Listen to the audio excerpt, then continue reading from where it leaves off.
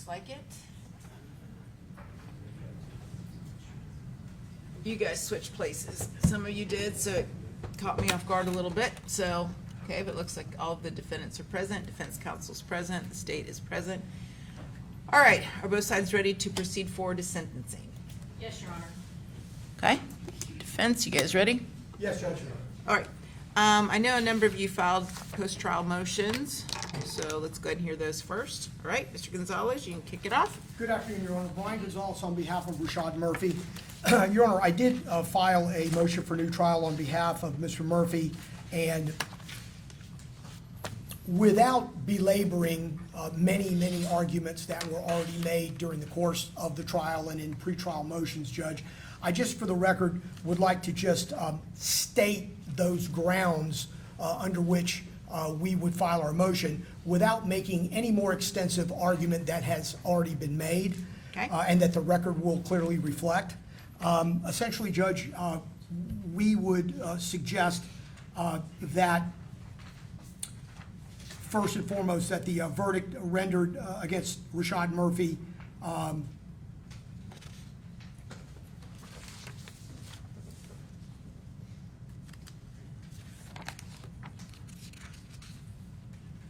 strike that, Judge.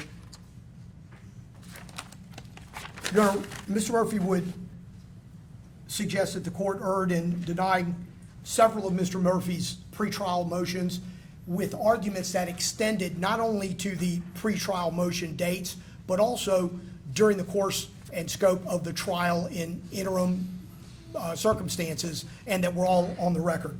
First of all, that would be the motion to suppress Mr. Murphy's cell phone. Secondly, the motion to suppress Mr. Murphy's statements. Next, Judge, the motion for severance of the defendant, and in the alternative for separate juries. Next, Judge, his first motion in limine regarding Ghost 187, his second motion in limine and Darbert challenge with regard to law enforcement opinion testimony and testimony of alleged gang war history and hearsay-based gang intelligence, as well as uncharged and unsolved acts of violence. Next, Judge, Mr. Murphy's motion in limine regarding gang affiliation, gang identification, and gang charts. Mr. Murphy's fourth motion in limine regarding opinion identification testimony as it relates to digital media. The portions of Mr. Murphy's fifth motion in limine regarding irrelevant evidence. Mr. Murphy's sixth motion in limine regarding portions of the Robert Howard motion in limine, and also Judge Mr. Murphy's seventh motion in limine regarding state's trial exhibits 88B, 88C, and 101. We also would suggest that the court erred in denying Mr. Murphy's motion for judgment of acquittal, both after the state's case and after all of the evidence. And then, Judge, just a cumulative count with regard to the totality of those motions that previously were stated on the record.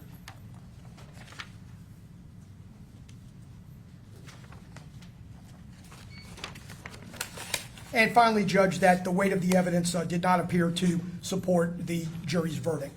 Those would be the issues that Mr. Rashad Murphy has included in his motion for new trial. Okay, Thank you. very good. State, I'll give you a chance to rebut all of the motions once the defendants have made them. Okay, all right, Mr. You want to go next, Mr. Wise, on behalf of Mr. Gathright? Yes, Your Honor. We did not file a motion for new trial. I was just asked to adopt the arguments that Mr. Gonzalez made. I know all these issues were litigated. Yes, prior they to were. trial, And so- all of the motions that you filed pre-trial are obviously the court's ruling. Your arguments, your motions, any objections you have were all preserved for the record. Thank you, Your Honor. And the only additional filing we've made was a memorandum regarding the motion for judgment of acquittal as to count 6, which was the tampering charge that was only charged as to Mr. Gathright. I believe Your Honor took that under advisement pending the jury's decision. I believe that motion is still open. So we filed a memorandum briefly laying out the state of the law. The state I believe, agreed during the motion argument during trial that the basis for the tampering charge is the leaving of the car at the grandmother's and wiping down the doors. We cited several cases that essentially all hold that there basically are two elements for a tampering. You have to, there's the removal of the evidence, the physical aspect, but then there's also the specific intent element, which requires evidence that the alleged removal of evidence was done with the intent to impair its rarity or availability in a criminal proceeding. And there's been no evidence presented of that element at the trial. Essentially, the evidence we see is that the car is left with the grandmother. The grandmother's not told to hide the car or anything like that. Obviously, the grandmother drives the car. She's pulled over in it. The interior of two of the doors are wiped down, and that's it. Nothing else is wiped down within the car.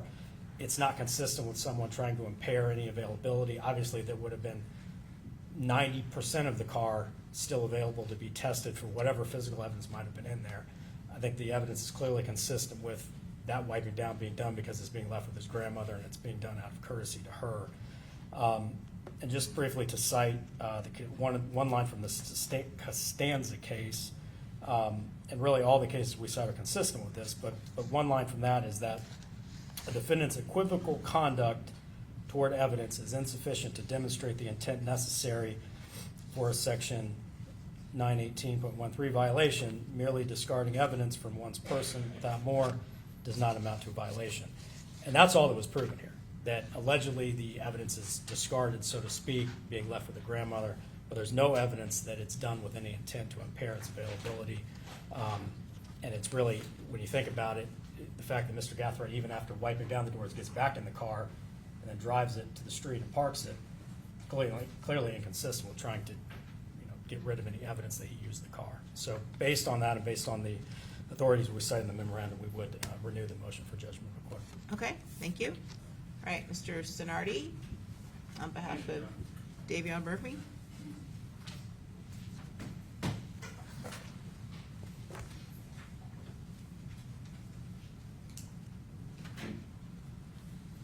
Good afternoon, Your Honor. On behalf of Davion Murphy, we have in fact filed a motion for new trial. And as previously indicated, at the conclusion of all the evidence, we will adopt and re-adopt all co-defendants' motions that have been heard by the court and ruled on by the court. Our motion for new trial is based on 6 different grounds. Ground number 1 is denial of the severance of the defendants. The court heard motions to sever defendants and obviously denied that as the case was tried jointly with the other co-defendants. And obviously we allege that there was, the defendants were presented as a collective group, which would have included obviously Mr. Davion Murphy, and there was considerable danger of guilt by association simply because Mr. Davion Murphy was tried jointly with the other co-defendants. Ground number 2, in that the court allowed extensive gang profile and gang affiliation evidence. The focus of the trial, and a substantial portion of the trial, was predicated on the state's introduction of Mr. Murphy's alleged gang affiliation, and that became the focus of the trial. And by simply by alleging that Mr. Murphy was in fact a part or participant in the gang, made him guilty by association. The third third ground that the court previously ruled on, but we will re-allege it, and that is Detective Griffin indicating that Mr. Davion Murphy had previously been in prison, and the jury clearly heard that. The court has ruled we'd re-allege it as a ground for mistrial and to grant Mr. Davion Murphy a new trial. We would also allege that the evidence as presented as to Davion Murphy was contrary, insufficient, or the verdict was contrary to the weight of all the evidence. The cumulative effect of the denial of the severance and of co-defendants' spontaneous admission deprived Mr. Davion Murphy of a fair trial. Ground number 5, improper expert opinion testimony invaded the province of the jury, and that was as to experts testified concerning gang relationships, etc., which was a large part of the trial. And again, basically, the cumulative error requires a new trial, and that would be the extensive gang evidence, highly prejudicial social media evidence that was introduced, the joint trial spillover, and that is that because Mr. Davion Murphy was present during the trial with co-defendants, there was spillover evidence, improper association evidence, expert testimony, and repeated references to gang warfare and retaliatory violence. All of that was in a joint trial. We submit that that would be sufficient as cumulative evidence to grant Mr. Davion Murphy a new trial. All right. Thank you. Thank you, Mr. Sonardi. All right, Mr. Petridis, on behalf of Mr. Chance.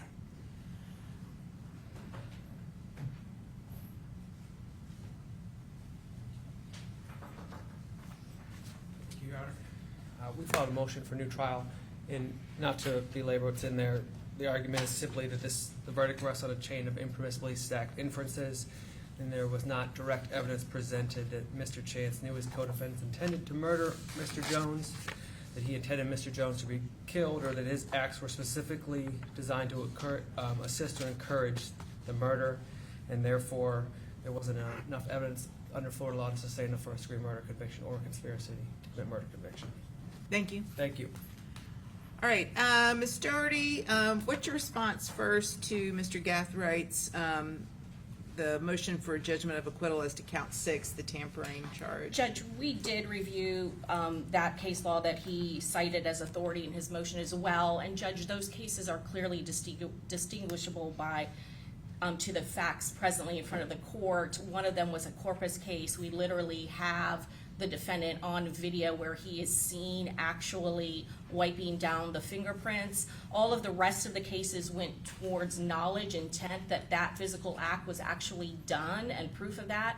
And Judge, there is circumstantial evidence in this case that is overwhelming. This is a case where the manner in which the homicide occurred was at a hotel, a public spot where 3 armed gunmen used high-powered assault rifles and a Glock with a switch that was automated to be able to fire rapidly and unloaded in a public parking lot. And this was the victim in this case. There is ample evidence that they knew who they were targeting. They knew the high-profile nature of the victim. And so, Judge, the law requires for tampering that they knew or should have known that a investigation by law enforcement was going to occur.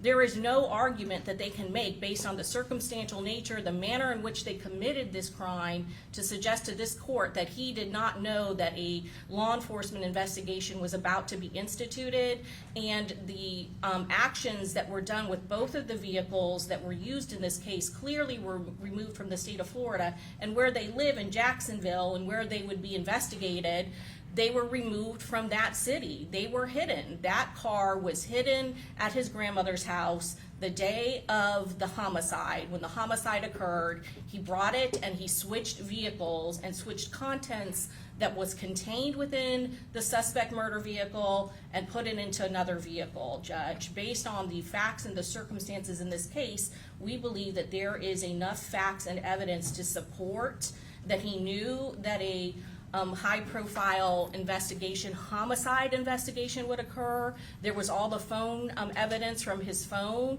that showed his activity immediately after this crime. So he certainly knew that they were successful in killing a high-profile rap artist.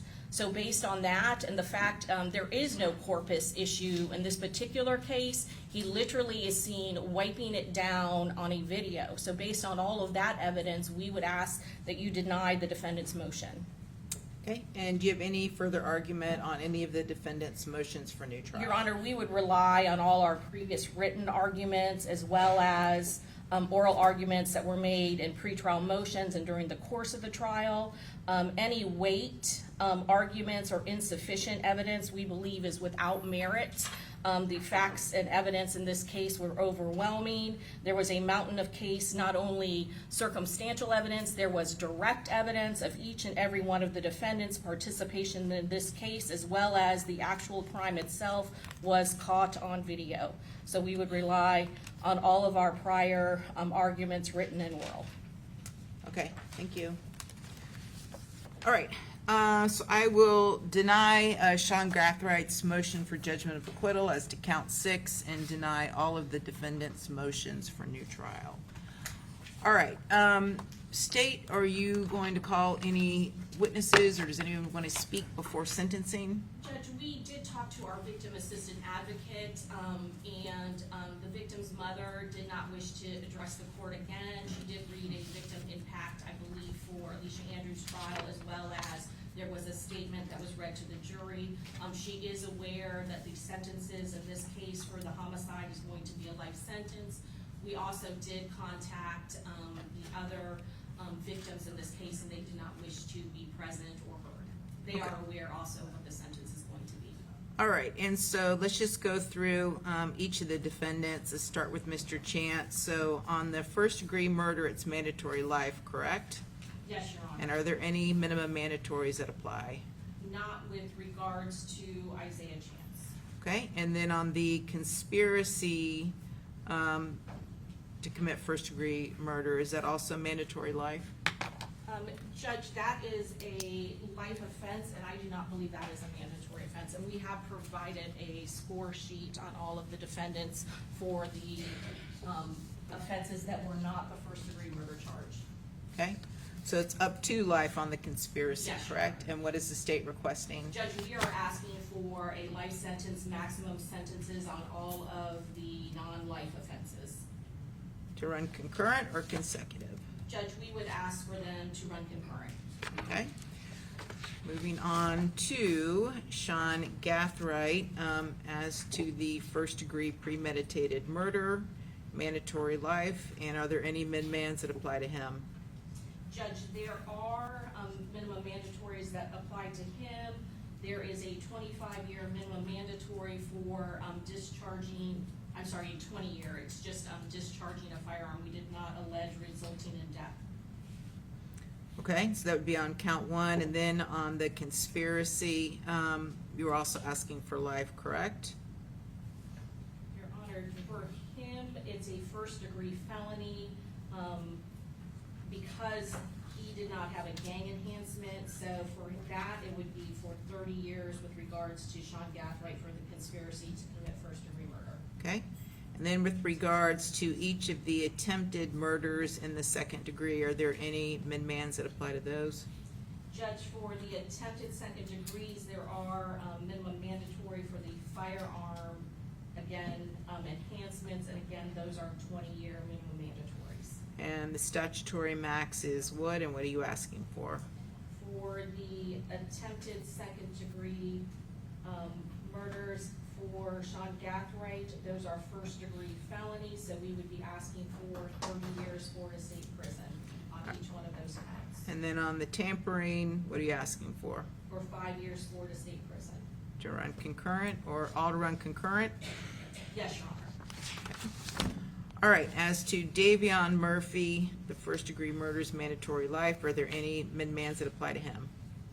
Yes, Your Honor. He also has a 20-year minimum mandatory for a firearm enhancement. All right, and then you're asking for life on the conspiracy? Yes, Your Honor. And then on the attempted murders in the second degree, are there also 20-year min-mans on those? There are for him, yes. And then you're asking for 30? We're asking for a life sentence. He actually is raised to a life sentence because of his gang enhancement. Okay. She's saying that the life of her second degree on the docket, you have, is it 30 years for the second degrees? No, what she's saying is the jury found a gang enhancement, so it gets bumped up. Okay.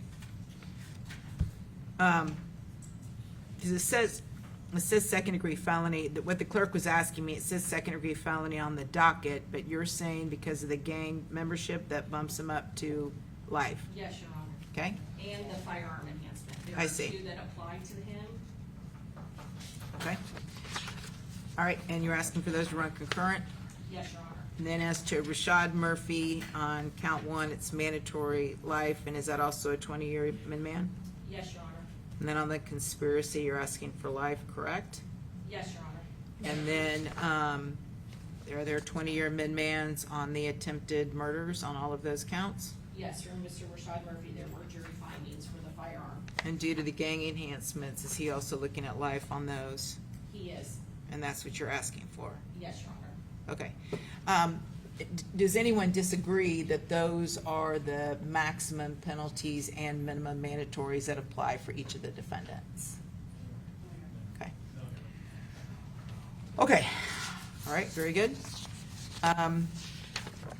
Anything else you'd like to say prior to sentencing? No, Your Honor. Okay. All right, Mr. Gonzalez, anything else that you or your client would like to say prior to sentencing, or any other individuals that would like to speak? Nothing further, Your Honor. Okay. Mr. Wise, anything further from your client or from anyone else?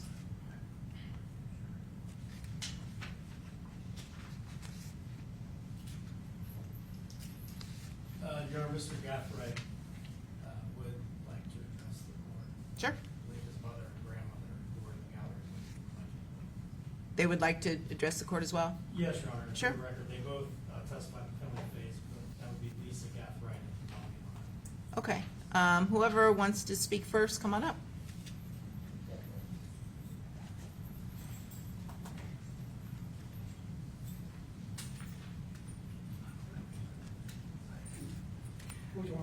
Just have her stand in front of the podium, that's fine.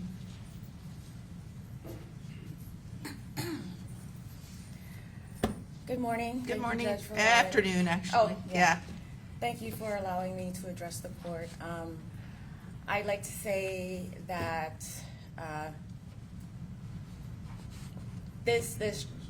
everything has really opened and brought a lot of attention to a lot of things that are going on in the community and in the neighborhood of Jacksonville and also elsewhere. Shh. Mr. Snarty, you're talking too loud, I can't hear Miss Lau. Elsewhere in the country. We have received a lot of support and a lot of comments about people who've learned a lot about the judicial process throughout this, which I think is very, very important, and also has sparked a lot of conversation in regards to parents communicating with their children and letting people realize that it doesn't matter what your situation is. You never know what can happen in life and where you can find yourself. And I think with this trial being televised and with a lot of controversy and attention, it's really sparked a lot of conversation throughout the community and brought a lot of awareness. And I hope that this will change a lot of things in people's lives and change their minds and opinions. And as a retired member of the military, I've always been one who has strictly believed in the rule of law and right and wrong. And I've learned a lot. All I can say is I've learned a lot and about how the process goes. And thank you for allowing me to. Sure, Ms. Lyle, and I just want to tell you, you've been a very devoted mother to your son, I can tell. You've been here throughout the trial, and he's very fortunate to have you as his mother. And I know your heart is broken. I know it is, because it's your child. And I do have sympathy for that and for you, I really do. I'm very sorry for you and for your family that this is where you find yourself. But your attitude and what you're taking away from it, I hope as well for the community's sake that there is some change, because this can't go on. This tragedy just cannot go on. So I thank you for your comments. Okay. Thank you. Thank you. And Ms. Gathright, do you want to say something? Come on up.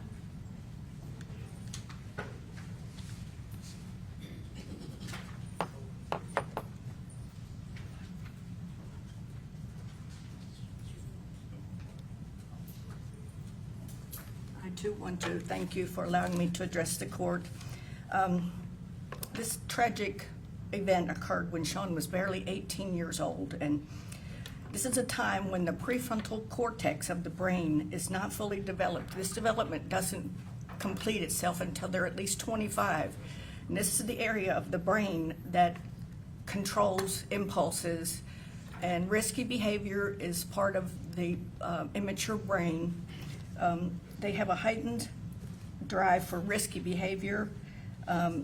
Logic is, emotions and impulses are their first priority, and logic is the second one. And I know that Sean made a mistake, but I really believe that the punishment is too severe. Sean. I know, it's hard. Mrs. Gathright, it's hard. I know. Sean is a bright young man, and given the opportunity, I believe he can make an outstanding role model for younger people. He's a strong Christian, and he is liked by his peers as well as adults. This one event should not define the rest of his life. Thank you. Thank you. All right. And Mr. Gathright, do you wish to say something? Yes, ma'am. Okay.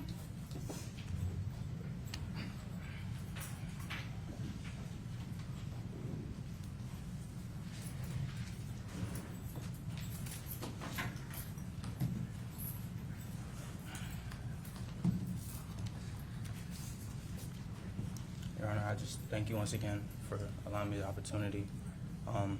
I prepared just a little something. I worked kind of thoughtfully pretty thoughtfully on it, so I just ask that you allow your discretion for me to. Yeah, no, go ahead. Thank you. As long as it's respectful. Yes, ma'am. of All right. course. Here we are, being sentenced for the murder of Charles Jones on the day he was killed 2 years later. Now, some may say this is just a coincidence, but I believe that nothing has been, is, or ever will be left up to chance, and that everything in this world is predestined. And there are many biblical promises of that belief holding true. Jeremiah 1:5 says, "Before you were formed in the womb, I knew you. Before you were born, I set you apart." Jeremiah 29:11 says, "I know the plans I have for you, plans for good and not for disaster." And Romans 8:28 says, "We know all things work together for good to those who love God and are called to his purpose." And there are many more just like them. God has full sovereignty over our lives. He chooses our times of peace and prosperity, our times of joy and laughter. But he also chooses our traumas and our tribulations, not to punish and tear us apart, but to strengthen our character and our faith. Everyone wonders how and why I ended up in a situation like this, despite growing up with a loving family, nice home, multiple opportunities, and promising potential. Some act as if it is impossible or unheard of for someone like me to find themselves in a situation like this. But in reality, it is much more common than we think, and has been happening long before today. There is a parable Jesus shared with the world called the prodigal son, a son who had the nice home, loving family, servants. He had his every need catered to, yet he still chose to take his inheritance and venture off to a far country where he indulged in prodigal living. He soon ran out of money, and a famine had struck the land he was in. And while that would have been enough signs for most to turn back, his eyes still hadn't opened, and he still hadn't come to his senses. Hungry and desperate, he found a job on a farm feeding pigs. And during these times, pigs and what they were fed were deemed as the filthiest, most impure, lowest of the low, and worst of the worst. But he was so hungry and so blind that the food he fed the pigs looked appetizing. That's when he finally came to his senses. He realized that even the servants back home had enough food to spare, yet here he is dying of hunger amongst pigs. After this eye-opening experience, he decided to return home. He was ashamed and planned to go to his father to ask for forgiveness and to become one of his servants because he no longer felt worthy to be called his son. But when he returned, his father embraced him with love and compassion, dressed him in the finest clothes and jewels, and celebrated his son's return with a feast, exclaiming, "This son of mine was dead and has come back to life. He was lost and is now found." It is not uncommon for good young men who come from good families to get lost in this world. But discontentment often leads these good young men astray. When scholars and historians look back on our times, I believe they will label us as the age of discontentment. And those of us who come from privileged upbringings are actually disadvantaged to the fight against it because of the high expectations, many opportunities and options we grow up with. We don't know what struggle looks like or how hard our parents had to work to provide these opportunities for us. We don't know what we have until it's gone. And it often happens after we go through our own eye-opening experience. Never in history has there been a time like now where there is so much available and so easy to consume, but we still demand more. And it is clearly seen in my generation. Young men and women want to grow up faster to try to keep up with the influencers that are idolized. And this is in part due to us being so susceptible. A study done by the National Institute of Mental Health provided evidence showing that the brain doesn't reach full maturity until 26 to 27 years old for men, about 8 or 9 years older than my time during the offense. But society knows this, and that's why laws set age requirements on certain activities, amenities, and substances as a way to protect adolescent adults. Yet those same laws don't extend to an adolescent adult when they are charged with crimes and allows them to be prosecuted to the fullest extent, regardless of their age. Your Honor, it is heartbreaking that an 18-year-old can't rent a car or a hotel or buy a home, but can be sentenced to death or life in prison without the possibility of parole. They can't purchase alcohol or tobacco, but can be sentenced to death or life in prison without the possibility of parole. They can't work certain jobs or even go on a cruise without a chaperone, but can be sentenced to death without life, or life without prison, in prison without possibility of parole. And I'm a prime example of these circumstances. At 18 years old, with no prior convictions, I was charged, indicted, and had to face the death penalty. My point is, society views anyone under the age of 21 as not being mentally mature enough to participate or partake in these activities, amenities, and substances, because certain substances listed can negatively impact or stunt the growth of a developing brain, while other activities and amenities have restrictions due to the lack of impulse and behavioral control or lack of situational awareness at times with teens. It is very simple to understand that our brains have not developed enough, that we live in a society where someone under the age of 21 can be sentenced to death or life in prison without parole. We leave no room for growth, rehabilitation, or redemption. We don't account for the fact that they weren't a fully developed adult and their judgment and decision-making abilities weren't developed either. I believe it is cruel for someone under the age of 21 to be sentenced to life without parole or death before they're even old enough to be fully emancipated or to fully comprehend what consequences their actions carry. I say all this because I want to see change. Change for those whose fates were sealed long before they were born. Change for the prodigal sons and daughters who ventured off too far in the world and got lost. Change for those who haven't reached full maturity or unlocked their full potential as adults. Change for the ones who never had the option to go around, over, or underneath, but straight through their obstacles. In spite of my current circumstances, I still trust in all those biblical promises. I believe that I am exactly where God planned for me to be, a plan He created long before I was born. It is also my belief that this chapter of my life will propel me to a much greater purpose than what we see here today, because my journey has just begun. Thank you. Thank you, Mr. Gathright. All right, does Davion Murphy wish to say anything or anyone on his behalf? He's indicating no. Okay. Mr. Davion Murphy has no comments. Yet. Okay, and Mr. Petratus, on behalf of Mr. Chance, does he wish to say anything? No, Your Honor, other than we... Oh, no, I've moved on to Mr. Petratus behind you. Oh, I'm sorry.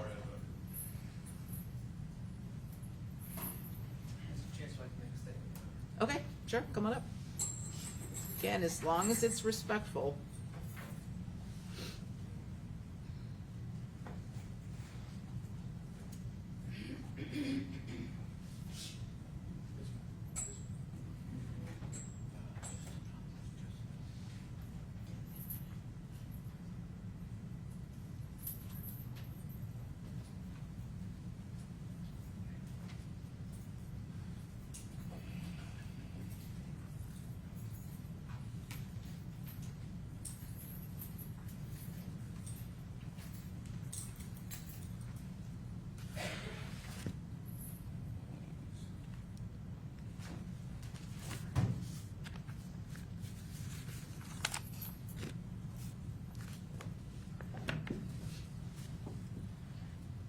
Sorry, I'm kind of nervous. Sorry.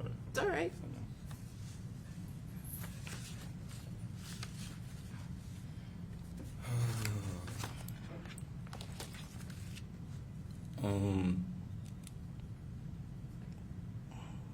Sorry, Judge.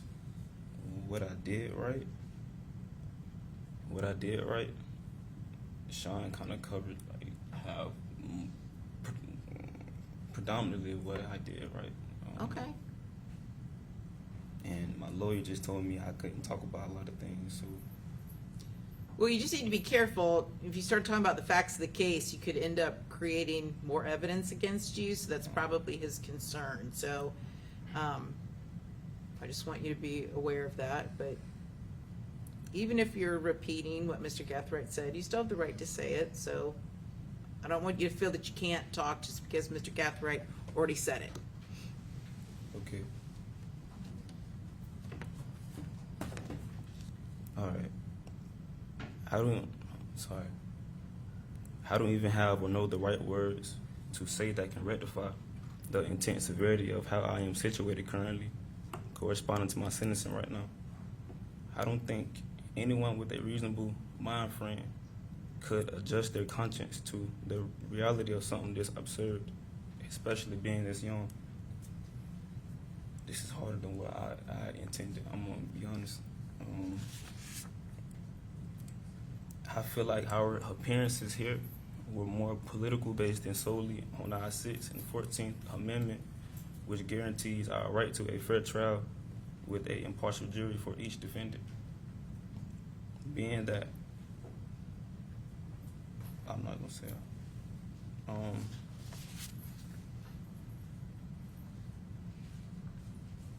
I wanted to say something to you directly. No, that's fine, and you're more than welcome to disagree with any way I may have ruled in the case. You just can't Litigate the facts. Yeah.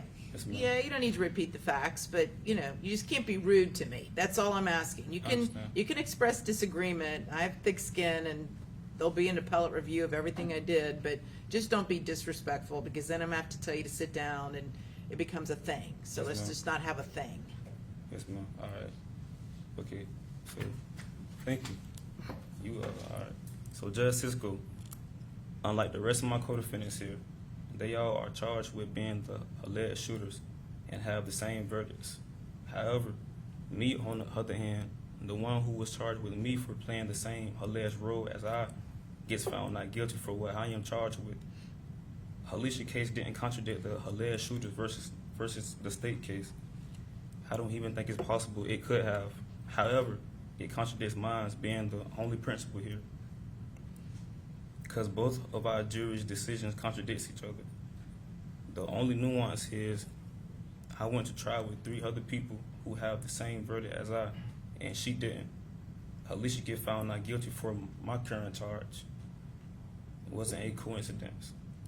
Basically what I'm saying is Alicia, the state alleged that we played, that's getting into like the facts of like the case. Well, that's okay. If I'm hearing you correctly, you are taking issue with the fact that I don't know if she's your current or former girlfriend, but she went to trial. She was convicted of a manslaughter and got 15 years, and now you're here facing life, and that I would assume that seems unjust to you. Is that correct? That's highly unjust. I seen Susie Lopez on the news this morning, and she was saying that justice has been served. Absolutely, if you see it from that perspective. But everything that's a perspective is based off perception. So if you say that's justice, okay, but when you look at if you put me and Alicia up on like side by side, that's unjust, like it's injustice, like it doesn't make sense, like it's contrary to my verdict. Like her jury made their decision, my jury made, well, our jury made their decision, but it contradicts like both of our verdicts. The only difference is like I went to trial with my co-defendants and she went to trial by herself. So I feel like personally, I got guilt more so by association than like participation. That's all I really wanted to say, Judge. Sorry, because this is way more harder than I anticipated. But that's all, though. Thank you. Sure, Yes, ma'am. sure. And you probably know when Miss Andrews went to trial, she basically pinned it all on you. Absolutely, yeah, I know. You know when, as I sit with my lawyer, like he's very, like he's probably shivering over there because he don't know what I'm gonna Right. say out my mouth. Right. He's very Yeah, concerned. definitely.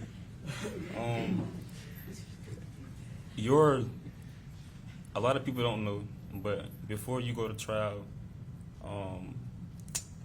you try to be optimistic, but everything is done strategically. So how the lawyers optimize what they're gonna say or what they're gonna do, they do it with the client. You know, I'm not saying what she's saying was wrong or not wrong, or what he wanted her to say, or what she said. You know, but that's all though. I want to say something to like Jacksonville though too. So to my city, man, it ain't worth it, boy. Like it ain't worth it. Like me being a rapper from my city, and Foolio being a rapper from our city, it ain't worth it. Like my mouth getting dry, sorry. Like the dissing, the beefing, the shooting, like for what? Like for what? Like when you sitting in your cell alone, cold, it's lonely as hell in that bed. Everybody leave you. Like nobody here for you. Like the ones that's your ride or die, your girlfriends, whoever you love, the only person there for you is your mother, and maybe like one friend, maybe, but it ain't worth it though, bro. It ain't worth it. I was 21 years old facing the death penalty.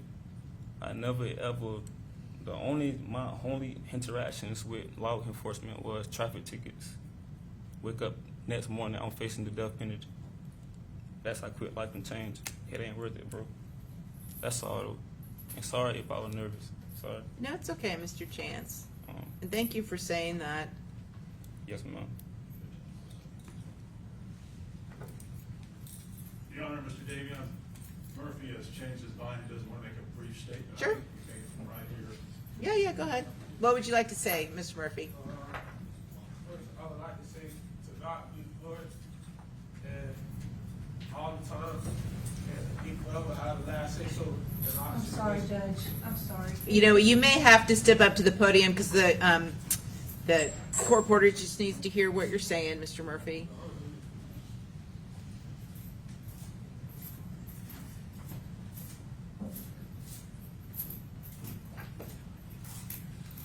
As I was saying, yeah, it look different from up here. Okay. To God be the glory all the time, and he'll forever have the last say so in our situation. As I said in my interrogation interview, I'll be judged for it, and I'll forever retain my innocence. And I just want to say to the Gen Z generation, change your life and do something productive with your life, because in this predicament it ain't worth it. And like it was said before, this is not my first rodeo down this road, so it's looking like forever, but I forever keep a positive mind state and a positive mindset. But to God be the glory forever. And that's it. Thank you, Ms. Murphy. Uh-uh. All right. Mr. Rashad Murphy, anything you want to say or at all? You don't have to. Just giving you the final chance. I love everybody. Okay. Okay. All right. Very good. All right. So a couple things before I pass sentence. First of all, I want to commend the lawyers again. I know I did it at the close of the trial, but this was a massive case. I mean, it's by far the longest case, the most intricate case, the most difficult case that I've ever handled in almost 24 years. And I know for you all as well, it had to have been, I can't even imagine the Herculean task of all the evidence and sorting through it. And you all always conducted yourselves with the utmost professionalism. And I just want to again express my gratitude for that, how seriously everyone took the case. I never ever have to worry about any of the lawyers before me ever not abiding by the rules of professional conduct. I never have to worry about you being disrespectful to me or to witnesses or to each other. I never have to worry about the attorneys misleading me on the law. And it's rare that that happens, but when it does, and it has happened recently, it does make me very grateful for lawyers that know what they're doing and that practice with the utmost professionalism. So I do want to just thank you all for that so much. I also want to comment about law enforcement's work. I don't know if Detective Ramos is here. I don't see him here. That was one heck of a job. I mean, that was unbelievable. I mean, I've seen a lot of good homicide detectives testify over the years from TPD or HCSO. That was remarkable, and particularly in light of the fact that it was his first time as a lead detective. I mean, and he had an encyclopedic knowledge of this case. I mean, it was, I'm talking about massive amounts of information that he could recall instantly. And not every law enforcement agency and not every homicide detective solves this case. Not everyone does. But he did. I mean, he was tenacious and thorough and so impressive. And if I were at TPD, I'd give him some kind of award for the job that he did, because it was really, really good. He made the whole agency look good. I also want to comment, Detective Taylor Klein, also, who had the foresight to go pull that video from the McDonald's, which was a key part of evidence in this case. And really the cooperation amongst law enforcement in the state of Florida, it's really remarkable. I want to commend the Jacksonville Sheriff's Office, the gang unit. I think it's a 12-member unit. And just based upon what I know anecdotally about the situation in Jacksonville, I don't know that it has improved, but a 12-gang unit just doing their best to deal with all of the gang violence in that community, that a lot is asked of them. And specifically, I want to note Detective Nader and Detective Drabak. They, again, worked tirelessly on this case. They worked hand in glove with Detective Ramos. And again, Detective Drabak having the wherewithal to know to go into the Walmart and pull the video. Like that's good old-fashioned detective work that really yielded results for the state of Florida. I also want to commend the cooperation with the Polk County Sheriff's Office, the Gwinnett County Police Department, and I believe it was at Putnam County that found that provided the telephone for Darius Beals. Was that the Clay County Sheriff's Office? I mean, it really is remarkable. And again, in not every state in the United States of America do you have agencies that work that well together with a common goal. So, I mean, that part of it was just very, very, very impressive. I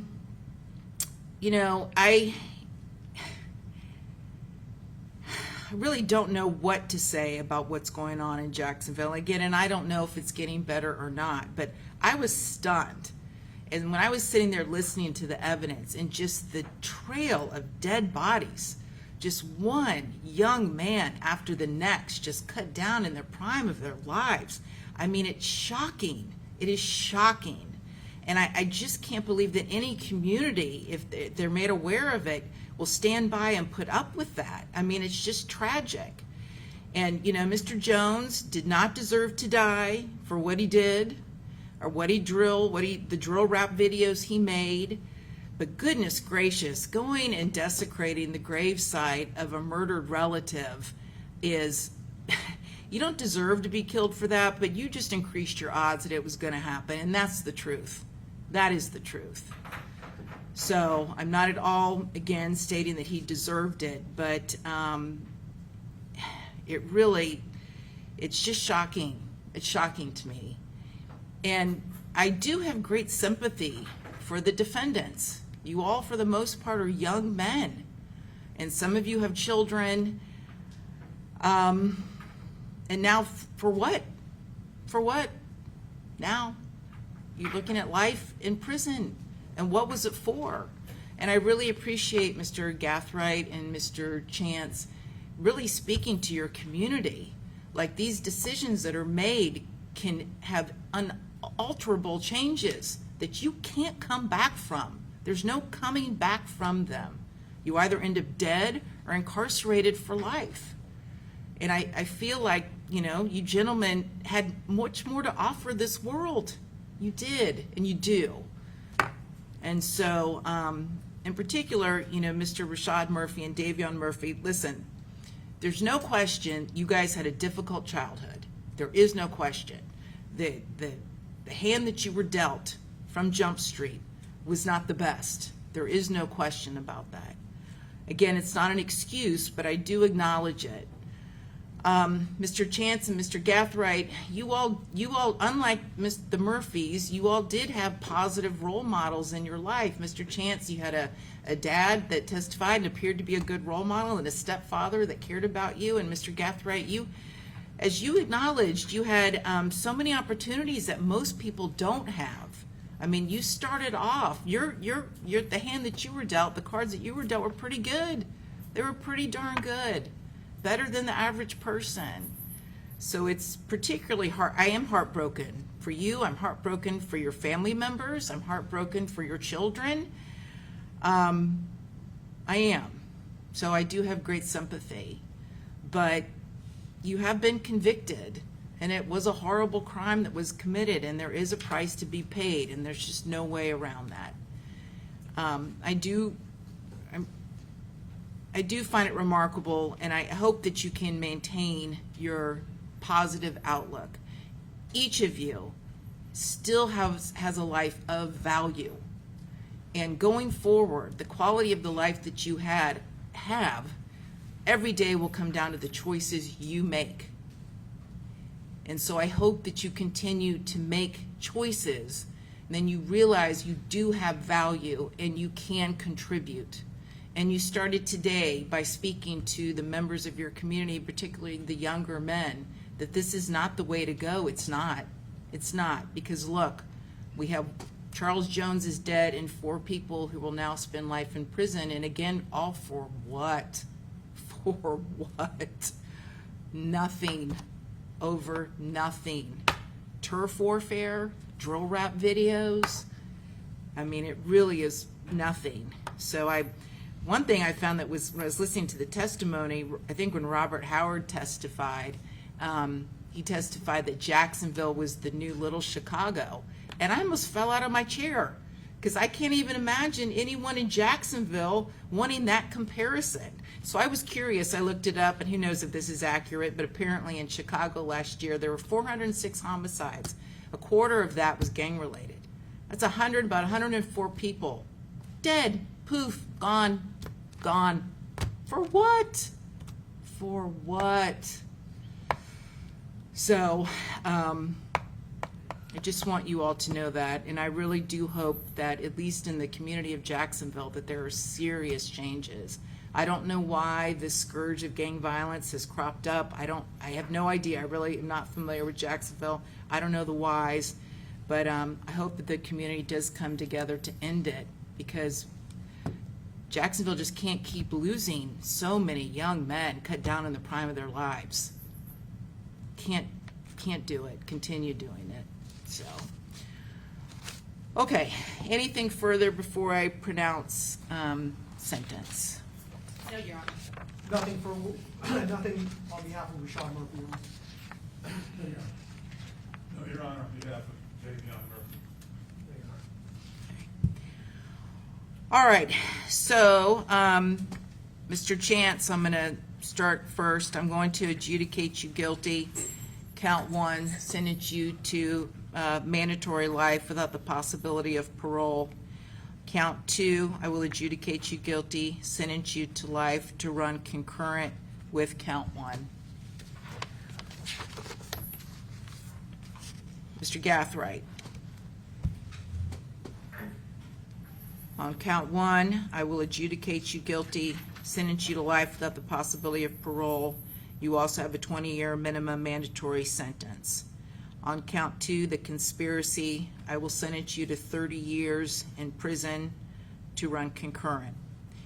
Count 3, attempted murder in the second degree, I will sentence you to 30 years Florida State Prison with a 20-year minimum mandatory sentence, again to run concurrent with all other counts. On count 4, attempted murder in the second degree, adjudicate you guilty and sentence you to 30 years prison with a 20-year minimum mandatory sentence, again to run concurrent with all other counts. Count 5, adjudicate you guilty, sentence you to 30 years Florida State Prison with a 20-year minimum mandatory sentence, again to run concurrent with all other counts. And on count 6, adjudicate you guilty, sentence you to 5 years Florida State Prison, again to run concurrent. And again, for you and Mr. Chance, giving you credit for all time served. As to Davion Murphy, Mr. Davion Murphy, I will adjudicate you guilty of first-degree premeditated murder, sentence you to life in prison without the possibility of parole, and you will have a 20-year minimum mandatory sentence as part of the life sentence. Count 2 on the conspiracy, adjudicate you guilty, sentence you to life to run concurrent. On the attempted murders, counts 3, 4, and 5, I will adjudicate you guilty of each of those, sentence you to life in prison with a 20-year minimum mandatory sentence on each, again to run concurrent with all of the other counts, and again giving you credit for all time served. And finally, Mr. Rashad Murphy, I will adjudicate you guilty of murder in the first degree, sentence you to life in prison without the possibility of parole, and you will also receive a 20-year minimum mandatory sentence. On count 2, conspiracy, adjudicate you guilty, sentence you to life in prison to run concurrent with count 1. On counts 3, 4, and 5, I will adjudicate you guilty on each of those, sentence you to life in prison. Each of those carries a 20-year minimum mandatory, again to run concurrent with all other counts, and giving you credit for all time served. All right, anything further? No, Your Honor. I do wish you gentlemen the best, I really do, to make the most of your lives going forward. And you do have 30 days to appeal the judgment and sentence of this court. All right, thank you all, we're concluded. Court's adjourned.